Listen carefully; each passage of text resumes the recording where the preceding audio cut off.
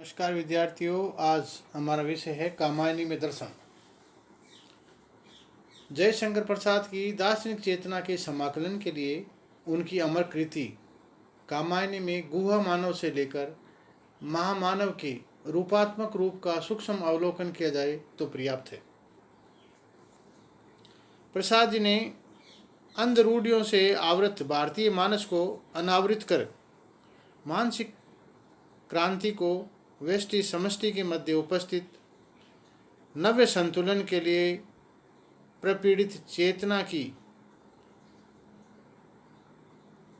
रुग्ण तड़प को और संकीर्णताओं की अंध गलियों से भटकने वाली व्याकुल चेतना की अपेक्षा बहुआयामी मानवतावादी मार्ग दिखाया। इस युग के आरंभिक दशकों में विश्व के जिन वैचारिक आंदोलनों का शुरुआत हुई, प्रसाद जी ने उन सब के नवीन मूल्यों, नवीन प्रतिमानों और नवीन मान्यताओं को भारतीय अद्वैत विचारधारा से समन्वित कर आध्यात्मिक रहस्यवादिता को प्रतिष्ठा देने का कार्य काव्य के रूप में किया। पाश्चात्य जड़वादिता के अतिरेक से जर्जर मानव को चरणबद्ध भारतीय चिंतन को शाश्वत प्राण पद परंपरा के साथ उन्होंने नवीन संतुलनों का सामंजस्य स्थापित करने का प्रयास किया।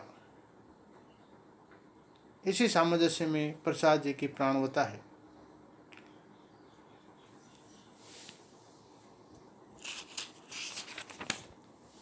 प्रसाद जी ने कामायनी के आमुख में कहा था कि श्रद्धा और मनु अर्थात मनन के सहयोग से मानवता का विकास रूपक मनुष्यता में मनोवैज्ञानिक इतिहास बनने में समर्थ हो सकता है। मनोविश्लेषणवाद विश्व मानव का एक वैचारिक आंदोलन है जिसमें मानव की मनोवृत्तियों का वर्गीकरण और विश्लेषण हुआ है।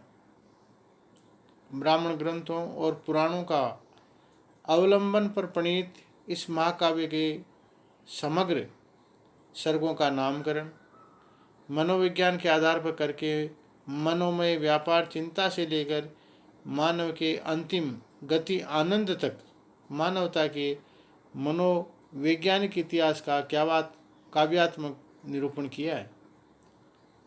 पहले कर्म सर्ग का नाम यज्ञ और संघर्ष का युद्ध और यज्ञ शीर्षकों से पौराणिकता की गंध पाकर प्रसाद जी ने इनको कर्म और संघर्ष में परिवर्तित कर दिया। ये उनकी नवीन मनोवैज्ञानिक दर्शन की चेतना है। फ्राइड और एडलर के स्वप्न सिद्धांतों का पूर्णतः निरूपण हुआ है। नवीन मनोवैज्ञानिक दर्शन के अनुरूप प्रसाद जी ने प्रत्येक मनोवृत्ति को सूक्ष्मबद्ध परिभाषा में आबद्ध कर मानव चेतना के सूक्ष्म से सूक्ष्म आवृत को अनावृत किया है।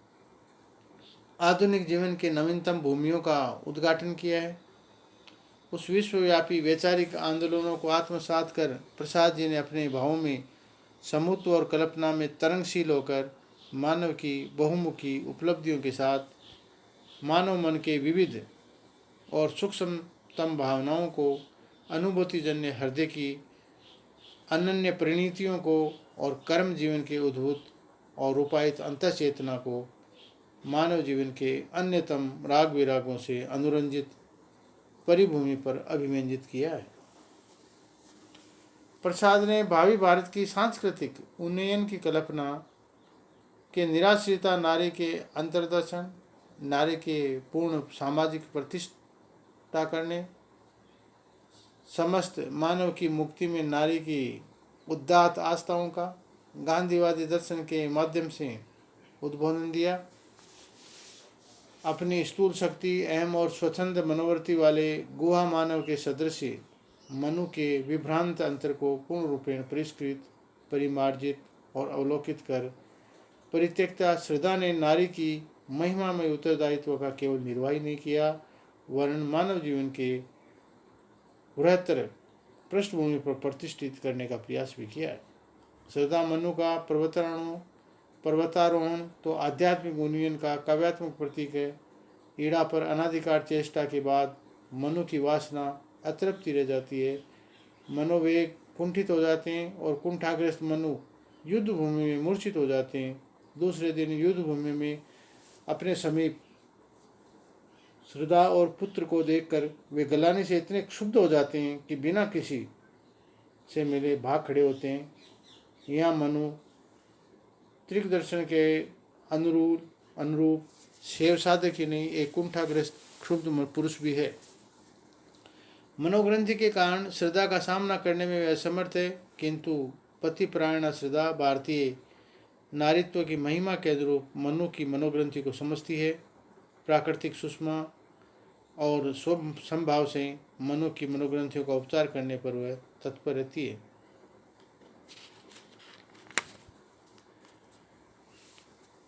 श्रद्धा न तो सिद्ध गुरु है और न मनोपूर्ण रूपेण सेव साधक। त्रिक दर्शन में दीक्षा और तपस्या का अत्यधिक महत्व है।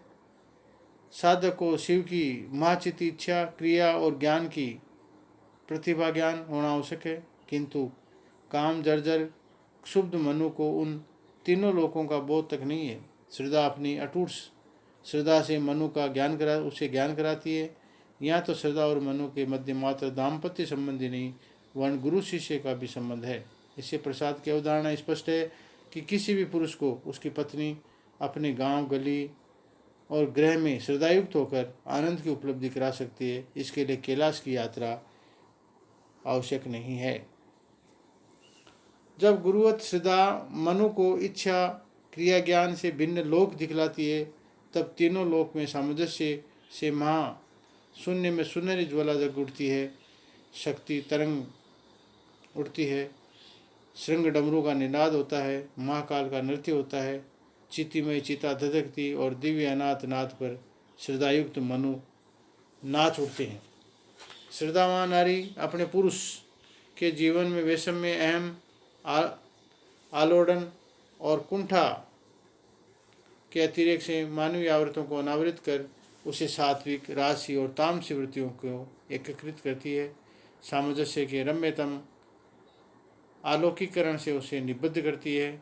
नारी तो मानव समाज की जीवनगत शाश्वता की गतिशील चेतना धारा है, जो मनुष्य के बाह्य अंतर प्रकृतिजन्य क्रियाओं, प्रतिफलों और परिणामों में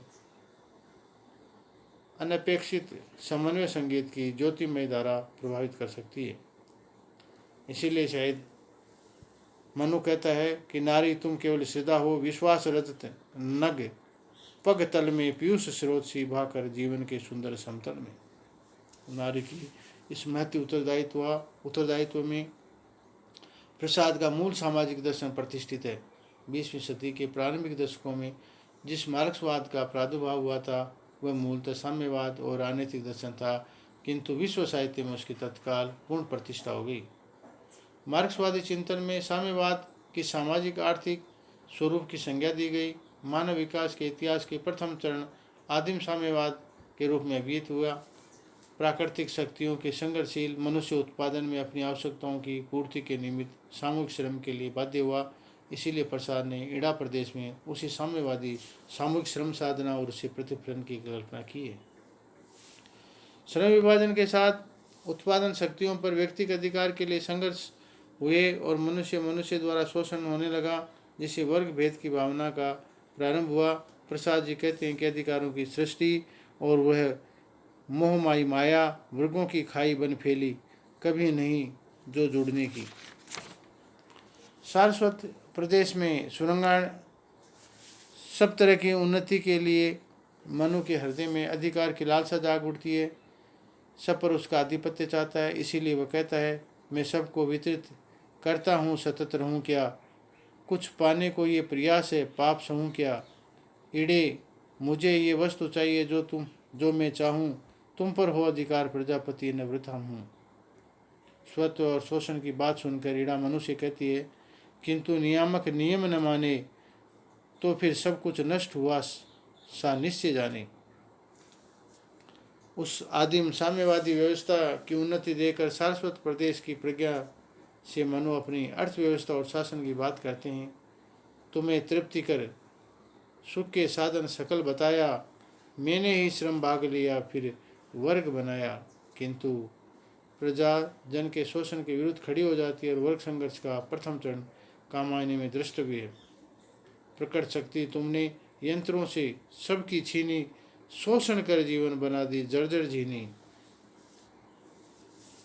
किंतु मनु नए प्रात के नवीन सूरज को देखना ही नहीं चाहता। साम्यवादी वर्ग संघर्ष में शोषण का पतन अनिवार्य होता है। इसी तथ्य को प्रसाद जी का संकेत है। वह शासन का सूत्रधार था, नियमन का आधार बना, अपने निमित्त वह न विधान से स्वयं दंड साकार बना।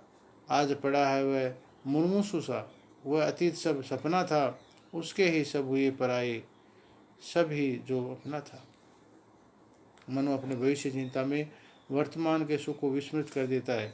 साम्यवाद के वर्ग संघर्ष की परिकल्पना से अनुप्राणित प्रसाद का ये चित्रण द्रष्टव्य है। ये बुद्धि बल के प्राकृतिक शक्तियों को एकत्रित कर मनुशासन व्यवस्था देते हैं, कर्ण विभाजन करते हैं, औद्योगिक यंत्र देते हैं। किंतु नियामक मनु का अहंकार केवल उपलब्धियों पर संतुष्ट नहीं होता। अपने अधिकार विस्तार के कारण से वर्ग संघर्ष से अंततः वे पतित हो जाते हैं। विश्वव्यापी जड़ चिंतन के अतिरिक्त प्रसाद ने कामायनी में प्रत्यविक्षया दर्शन के मूल तथ्यों का काव्यात्मक निरूपण किया है। अंतिम 4 सर्गों में मान की अभिव्यंजना हुई है, वर्ण अद्वैतवाद, सेवागम के आनंदवाद की पूर्ण प्रतिष्ठा हुई है।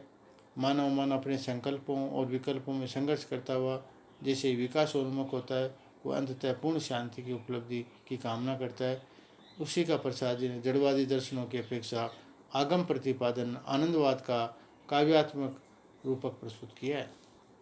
मनु जब पाक यज्ञ करते हुए वे जीव अन्नमय कोश की अवस्था में रहते हैं, जहाँ पार्थिव सुखों के लिए संघर्ष करता है। मनु के जीवन में श्रद्धा का आगमन और उत्साहशील मनु का कर्मशील होना जीव के प्राणमय कोश की अवस्था है। मनु के अहम भाव का विकास, संकल्प विकल्प ईड़ा संसर्ग जीव के मनोमय कोश की अवस्था है। शाश्वत नगर की अवस्था समृद्धि एकाकार के लिए संघर्ष, क्रांति विनाश और पराजय और परिस्थितियाँ जीव के विज्ञानमय कोश का प्रतीक है। श्रद्धा के साचर से त्रिपुर में वैषम्य में एकता और समन्वय के बोध से सामंजस्य की स्थिति उत्पन्न होती है। अतः अंततः आनंद की उपलब्धि भी होती है। यही जीव की आनंदमय कोश की स्थिति है। श्रद्धा से प्रेरणा उत्तरोत्तर गतिशील मनु के देश काल के बंधन और पंचकंचों के भेद को नष्ट हो जाते हैं। इच्छा क्रिया ज्ञान से भिन्न लोग श्रद्धा से मधुर स्मृति और संश्लिष्ट हो जाते हैं और मनु मधुमती भूमिका में पहुंचकर शक्ति तरंगित महाकाल के तांडव नृत्य देखते हैं। उस द्वैत रहित स्थिति में जीव शिव का विश्व रूप में विलीन हो जाता है। वह स्वयं शिवमय हो जाता है। उसे चित्ती का विराट विपु मंगल सतत चिर सुंदर दिखाई देता है। प्रसाद ने वर्तमान विज्ञानवादी और जड़वादी युग चेतना के मूल्य का परिलक्षित कर जीवन के वैषम्य में सरल सहज और स्वाभाविक सामंजस्य स्थापित किया। आज का मानव आधुनिक अहम उपलब्धियों और विनाशकारी साधनों से इतना दुखी है कि उसे स्वाभाविक सामंजस्य स्थापित करना नहीं आ रहा है। आज का मानव आधुनिक जड़ उपलब्धियों और विनाशकारी साधनों में इतना दुखी हो गया है कि उसे किसी भी जड़ दर्शन से तुष्टि नहीं हो रही है।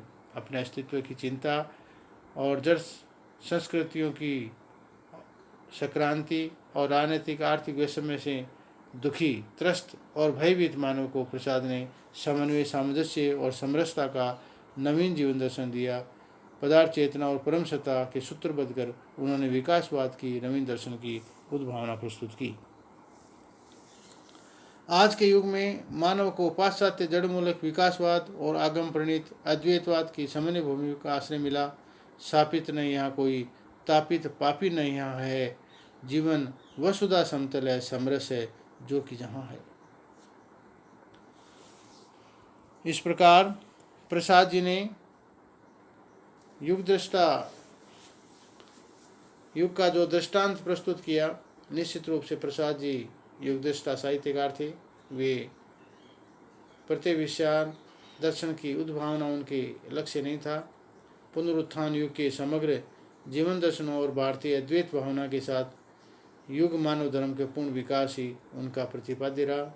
लोक जीवन के प्रांगण में इहलोक की अनुकूल जड़ दर्शनों और आत्मा का पूर्ण रूपेण परिष्करण के लिए अद्वैत दर्शन का समन्वय ही प्रसाद जी के दार्शनिक चेतना का आलोक है। इस प्रकार प्रसाद जी का जीवन दर्शन इसी पर है कि कष्टों से मिलकर के लास्ट में आनंद की प्राप्ति होना ही कामायनी का मुख्य उद्देश्य है। धन्यवाद।